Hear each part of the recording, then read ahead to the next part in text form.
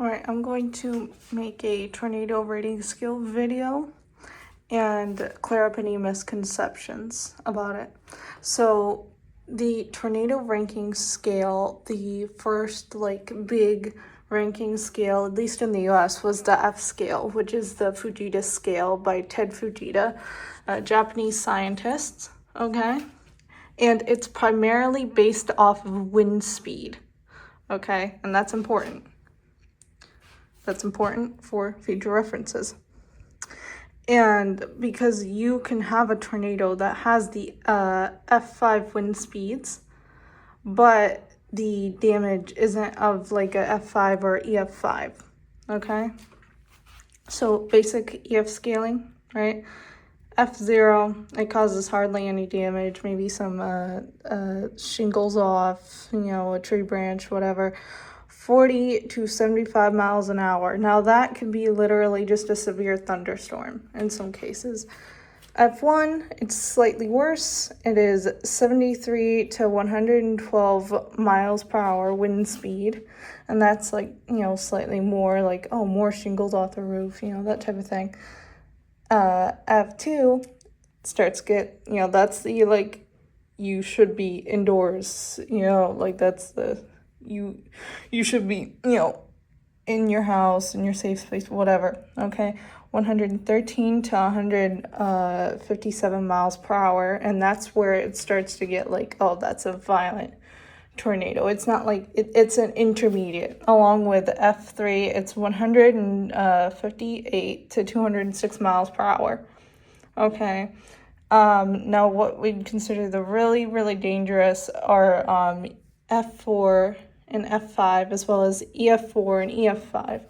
Okay, and F4 is 207 to 260 miles per hour, and F5 is 261 to 318 miles per hour.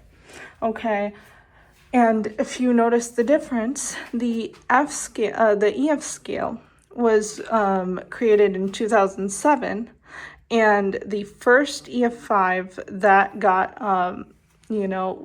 under the EF scale was the Greensburg, Kansas EF5 tornado, and that was literally the same year it was made. And it's just the enhanced Fujita scale, and its primary ratings is based off of damage as well as wind speed. But for example, this is a really clear, easy picture to see. Okay, so the El Reno 2011, that was an EF5 tornado. Okay, 100% EF5 tornado. It had a lot of damage, just the places it hit got completely obliterated, okay? But then you have the El Reno 2013 tornado.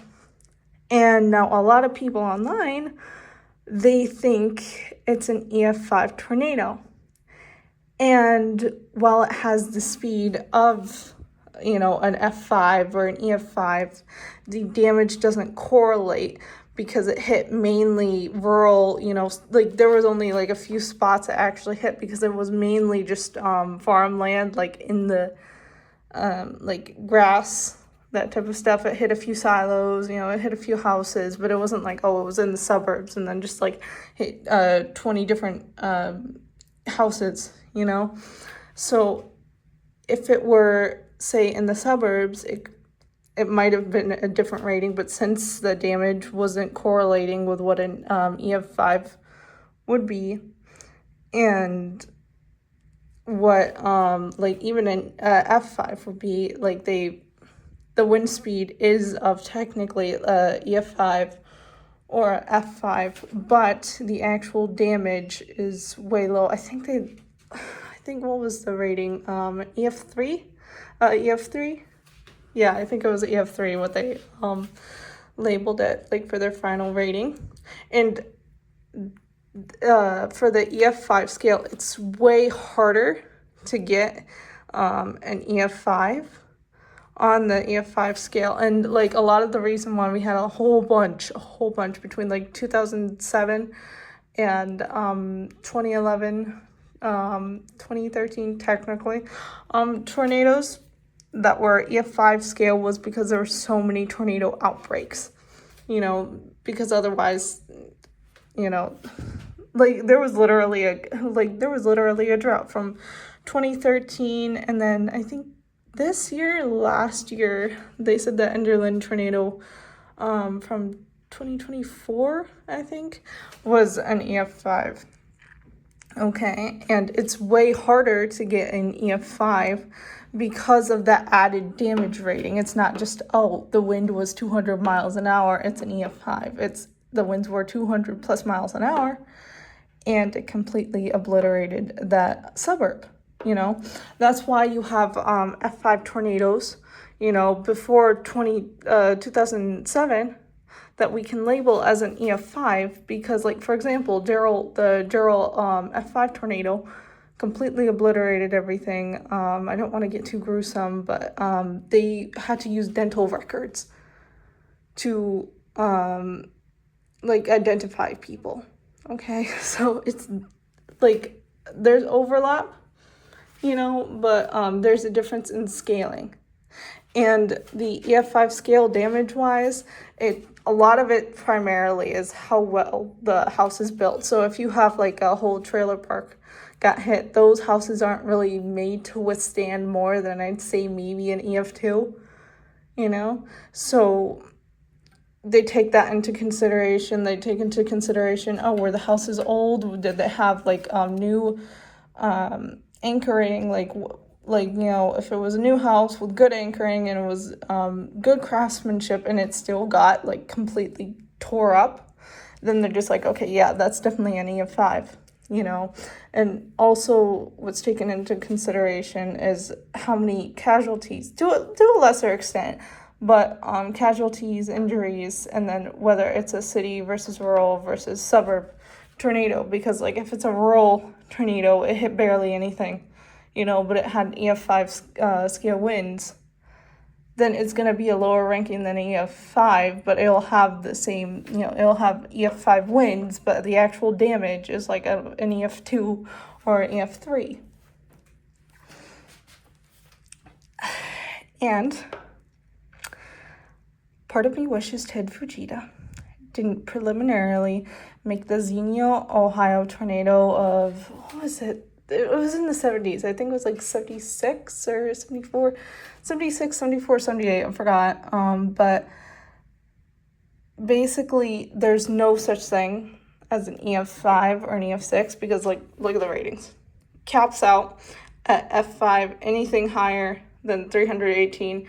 There's only been one tornado in recent years that got up to 330 or 333, I think, mile per hour winds, and but it temporarily got there. But nothing, like, there's a cap. There's no F6, okay? Even EF5, it's 200 plus mile per hour winds and damage. So even if you have a 1,000 mile per hour wind tornado, it's still an EF5 because it's 200 or over, you know. So there's no such thing as an EF5 or there's no such thing as a EF6 or F6. And the reason why people think there is such a thing was because Ted Fujita, when the Xenia, Ohio tornado happened, he preliminarily rated it an F6. His reason being was that he saw like just basic damage, right? And he said that it was like walking into an apocalyptic movie. Okay, that's why. But otherwise, there's literally no such thing as a EF6 or an F6. And by the way, for the Xenia, Ohio tornado, he preliminarily rated it F6. But then once he was the one that actually surveyed the damage, it got bumped down to a EF5 because, a F5 because F6 is literally F scale doesn't exist. Okay, so hope you know about tornado scale ratings.